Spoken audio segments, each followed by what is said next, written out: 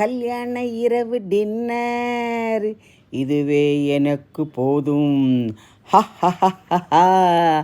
ஆத்தாடி, இதுவரை பார்த்திராத கலர் கலரான எப்படி இருக்கு சாப்பாடு? எல்லாம் பார்க்கவா, சாப்பிடவா, வேடிக்கை பார்க்கவா? அழகாக, ருசியோடு அற்புதமாக இருக்குதத்தா. தலைவாழை இலையில் பெண்ணழைக்கும் விருந்து.